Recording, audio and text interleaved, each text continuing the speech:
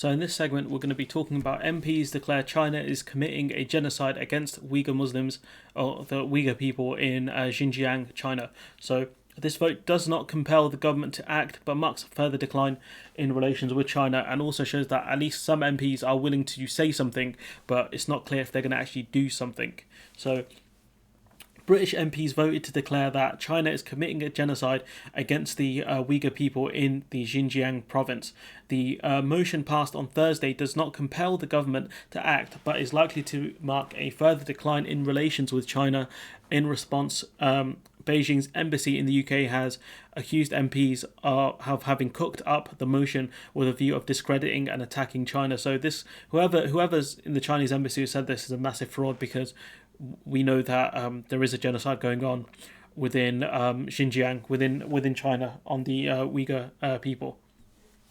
And at least this motion has no teeth. So in my opinion, it's not good enough. It's something, but unless you're going to do something, it doesn't mean a lot. Nigel Adams, the Asia minister, admitted there was credible evidence of widespread use of forced labour, internment camps, and the targeting of ethnic groups, not to mention forced sterilisation as well.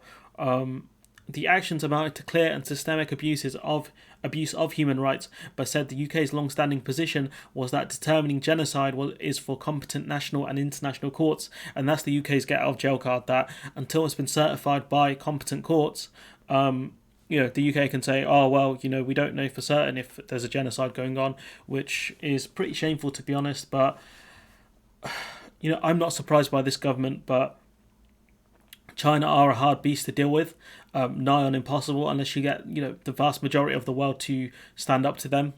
And I don't think that will happen, but again, we'll see. The vote, part of a growing movement in Western democracies, was hailed by the chair of the US Senate Foreign Office Relations Committee, Bob Menendez, who said the UK Parliament had shone a light on the egregious abuses the Chinese government state commits against Uyghur people. The free world must be united in holding the Chinese government for these abuses. Again, it's obvious why the US is criticizing China. It's not for human rights reasons, it's for geopolitical reasons. So Marco Rubio, Mr. Waterboy himself, said one by one democratic nations are calling out the Chinese government's prosecution of the Uyghur people. We cannot stand idly by while these horrific abuses continue. So do something then. Push Biden to start sanctioning China. Do it. Nusrat Ghani, the author of the motion and former Conservative minister, said, "The work does not stop here. We cannot continue business as usual with China while these atrocities continue." Well, do something then. Start putting down sanctions. Start getting supply chains out of China. Start making moves, fam.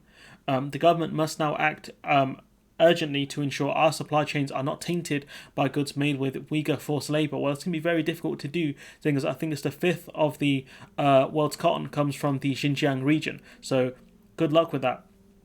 This fella Adams turned down an invitation from his backbenchers to give formal government evidence to the Uyghur tribunal led by Sir Geoffrey Nice, but said he had met the lawyers this week. He said the government had sent a powerful message in March by sanctioning 4 senior Chinese officials. No, you haven't. You've sanctioned people who predominantly live within China, who have Chinese bank accounts, Chinese assets, who will never face anything from these sanctions. The only way to do this is if you start dealing with the ministers and the Chinese politicians involved within the genocide within the Xinjiang region. Like, you sanctioning minor people is like if during World War II, instead of dealing with the internment camps, all we did was sanctioned certain people who worked within concentration camps. You're not going to achieve anything by doing that. It'd be stupid. You cannot punish there is no point sanctioning people. They did the same thing with the Saudis as well. They sanctioned certain people, I think, working, who were involved in the murder of Jamal Khashoggi, but they didn't punish the person who had actually ordered the assassination of Jamal Khashoggi. What do you achieve by sanctioning the people who are carrying out actions, physical actions against the Uyghur Muslims, but not punishing the ones who have ordered the actions against the Uyghur people?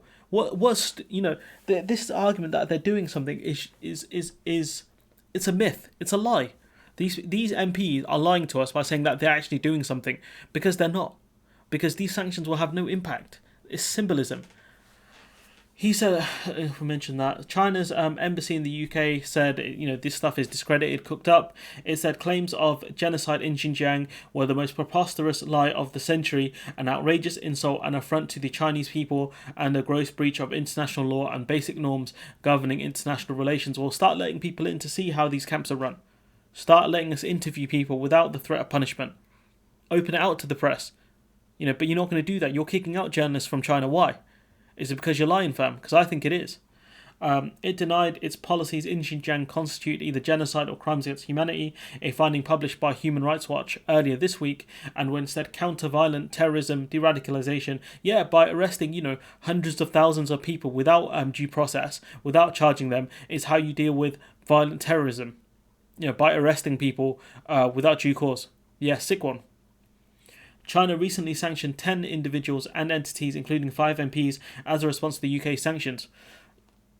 These people may be impacted by these sanctions because they will move around a lot. But at the same time, as long as they don't have connections to China via, investments or businesses, then it's not going to achieve much either. But China have done this as, an opening shot to say that you get involved in this and we will start trying to we will try and hit you in the wallet.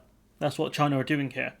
The Foreign Office is caught in a growing dilemma as it seeks to compartmentalize its disagreements over the political and authoritarian direction of China from its efforts to persuade the country on its need to reduce its carbon emissions, and also the fact that we want to continue doing trade with China. That's the point this Guardian article misses out for some reason, but that's the main reason why we are careful about the disagreements we have with China, because we don't want to isolate them as a trading partner.